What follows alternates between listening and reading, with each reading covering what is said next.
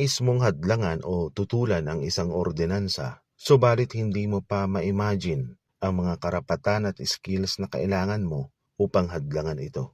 Hindi lahat ng panukalang ordinansa ay dapat tutulan, pero kung sa tingin mo ang isang panukala ay mapanupil, hindi napapanahon o nagpapabor lamang sa interes ng iilan, kailangan mong maghanda kaagad.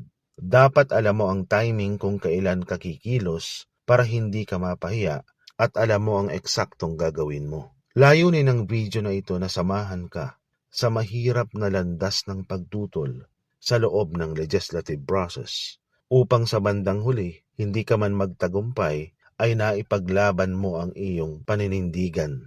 Ipagpalagay natin na ikaw ay kagawad ng barangay. Alam natin may 3 readings o pagbasa na dadaanan bago maipasa ang isang panukalang ordinansa. Sa first reading, ang binabasa lang ay ang titulo ng panukala, hindi pa ang nilalaman.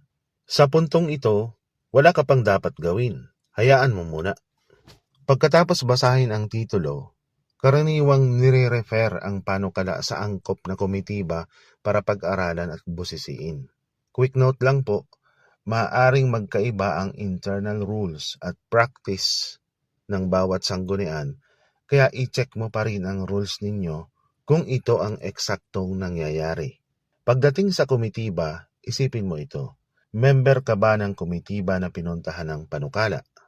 Kung member ka ng komitiba o officer ka, huwag kang mag-alala, may boses ka doon. Ngayon, kung hindi ka member ng komitiba, huwag ka munang panghinaan ng loob. Tingnan mo muna ang rules o practice ng inyong sanggunian. May mga sanggunian na pinapayagan ang isang kagawad na hindi member ng komitiba na makilahok sa deliberation sa committee level, bagaman di sila kasama sa decision making. Kapag hindi ka member ng committee pero pinapayagan ka ng rules, basahin mo ang rules para malaman mo kung hanggang saan ang karapatan mo para mag-participate. Kung walang sinasabi ang rules pero practice o nakasanayan ninyo na sumali ang isang miyembro, igiit mo yun na pwede kang sumali dahil ito ay practice na ninyong matagal. Paano kung malinaw po sa rules ninyo na hindi pwedeng makilahok ang isang hindi member ng komitiba? Sa puntong iyon, wala ka munang magagawa sa level ng komitiba. Ang hintayin mo ay ang public hearing, kung meron, o ang pagbabalik ng panukala sa plenaryo para sa second reading. Ipagpalagay natin na member ka o may boses ka sa komitiba na pinuntahan ng panukala. Kung ganon, ito na ang pwede mong gawin sa level ng komitiba. Una, sa deliberations ng komitiba, mag-request for recognition ka at sabihin mo sa chairman ng committee, I request recognition, Mr. Chair. O, humihiling ako ng pagkilala, Ginoong Tagapangulo. Pagkatapos kang ma-recognize, sabihin mo na kung ano ang mga dahilan bakit hindi dapat irekomenda ng komitiba for approval ang panukala. Ilabas mo doon lahat ng factual and legal objections mo. Ang paghiling ng pagkilala ay mas formal kaysa sabihin mo lamang na manifestation, Mr. Chair, or basta pagtaas ng kamay. Pangalawa, kung hindi ka sinang-ayunan ng iba, may susunod kang option, pwede kang mag-motion to amend. Halimbawa, Mr. Chair, iminumungkahi kong baguhin ang Section 4 na sa halip na 500 pesos ang fee na bayarin ay gawin na lamang nating 300 pesos. Hikayatin mo silang baguhin ang titulo o ang anumang bahagi ng panukala na sa tingin mo ay mali para kung ituloy man nila ang pagpasa, mabawasan man lang ang pinsala. Pangatlo, kung ang komitiba ang nagpatawag ng public hearing, gamitin mo ang pagkakataon. Ilatag mo roon ang mga dahilan bakit dapat tutulan ng ordinansa. Baka may mga stakeholders na pareho rin ang pananaw mo at mahalaga iyon sa record. Pang-apat, kung pagkatapos ng public hearing at nagkaroon na ng division of the house sa loob ng komitiba, kung irerekomenda ba ang panukala sa plenaryo, mag-oppose ka kung member ka ng committee. Panglima, kung nagdesisyon na ang mayorya na irekomenda pa rin ang panukala sa sanggunian o sa plenaryo, mag-motion for reconsideration ka sa decision ng committee. Kung hindi kinatigan ang motion for reconsideration mo, wala kang magagawa kundi hintayin ibalik ang panukala sa sanggunian o sa plenaryo para sa second reading. Sa second reading, dito na talaga nagaganap ang debate. Binabasa na ang buong ordinansa, kasama na ang mga inirekomendang amendment ng komitiba. Dito ka na muling may boses. Huwag kang papayag na mawalan ka ng boses sa second reading.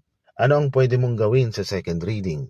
Una, humingi ka ng recognition at ilatag ang mga dahilan bakit hindi dapat aprobahan ang panukala sa second reading. Pangalawa, kapag may nakita kang paglabag sa rules sa panahon ng deliberations, gumamit ka ng point of order.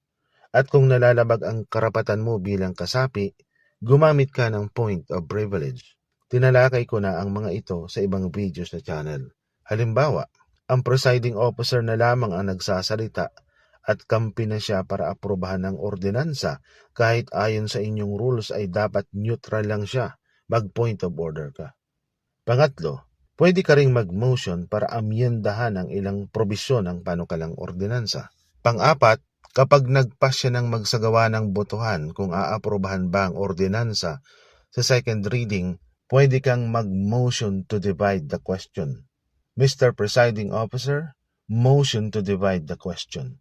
Ang resulta nito, kung pagbibigyan ka, bawat bahagi ng ordinansa ay may botohan at hindi isang botohan lamang.